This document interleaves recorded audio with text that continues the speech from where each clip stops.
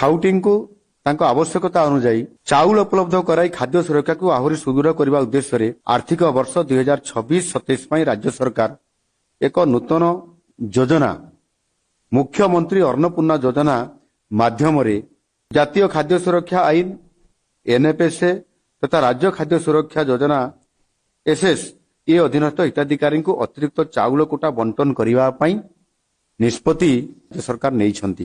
ଏହି ଯୋଜନା ମାଧ୍ୟମରେ ରାଜ୍ୟର ଟାର୍ଗେଟେଡ୍ ପବ୍ଲିକ୍ ଡିଷ୍ଟ୍ରିବ୍ୟୁଟର ସିଷ୍ଟମ ଅଧୀନସ୍ଥ ସମସ୍ତ ହିତାଧିକାରୀ ତାଙ୍କ ପରିବାର ପାଇଁ ସେମାନଙ୍କର ମାସିକ ନିୟମିତ ଧାର୍ଯ୍ୟ ଚାଉଳ କୋଟା ବ୍ୟତୀତ ଯାହା କୋଟା ଦିଆଯାଉଛି ତାହା ବ୍ୟତୀତ ନୂଆ ଭାବରେ ଯେଉଁ ଆମର ମୁଖ୍ୟମନ୍ତ୍ରୀ ଅନ୍ନପୂର୍ଣ୍ଣା ଯୋଜନା ଆମେ କାର୍ଯ୍ୟକାରୀ କରିବା ପାଇଁ ଯାଉଛୁ କ୍ୟାବିନେଟର ଅନୁମୋଦନ ପରେ ସେଥିରେ ମୁଣ୍ଡ ପିଛା ମାସିକ ଚାଉଳ ମାଗଣାରେ ବଣ୍ଟନ କରାଯିବା ନିମନ୍ତେ ଆଜି ରାଜ୍ୟ କ୍ୟାବିନେଟ ମଞ୍ଜୁରୀ ଏହାକୁ ପ୍ରଦାନ କରିଛନ୍ତି।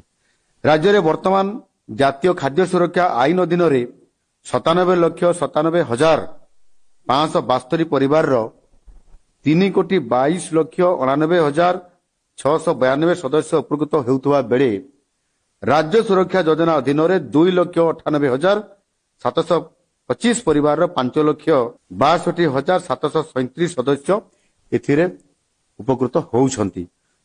ଯଦି ଆମେ ଉଭୟକୁ ମିଶାଇଦେବା ସମୁଦାୟ 1,96,297 ପରିବାରର 3,28,52,429 ସଦସ୍ୟ ଏଥିରେ ସମୁଦାୟ ଉପକୃତ ହେଉଛନ୍ତି। ଏହି ସମସ୍ତ ହିତାଧିକାରୀ ବର୍ତ୍ତମାନ ଏମାନେ ସମସ୍ତେ ମୁଖ୍ୟମନ୍ତ୍ରୀ ଅନ୍ନପୂର୍ଣ୍ଣା ଯୋଜନାର ସମସ୍ତ ସୁବିଧା ପାଇପାରିବେ।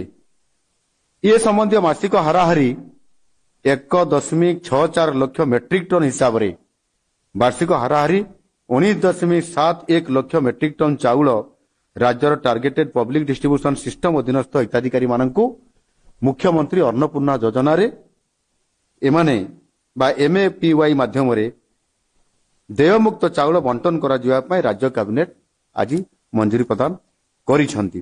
ଏ ବାବଦରେ ଆକଳନ କରାଯାଇଥିବା ମାସିକ ଖର୍ଚ୍ଚ ହାରାହାରି 734 କୋଟି ଟଙ୍କା ହାରରେ ବାର୍ଷିକ ବ୍ୟୟ ବରାଦ ସମୁଦାୟ 8,813 କୋଟି ଟଙ୍କା ଆର୍ଥିକ ବର୍ଷ 2026-27 ବର୍ଷ ପାଇଁ କରାଯିବାର ପ୍ରସ୍ତାବକୁ ରାଜ୍ୟ କ୍ୟାବିନେଟ ଆଜି ସର୍ବସମ୍ମତିକ୍ରମେ ମଞ୍ଜୁରୀ ପ୍ରଦାନ କରିଛନ୍ତି।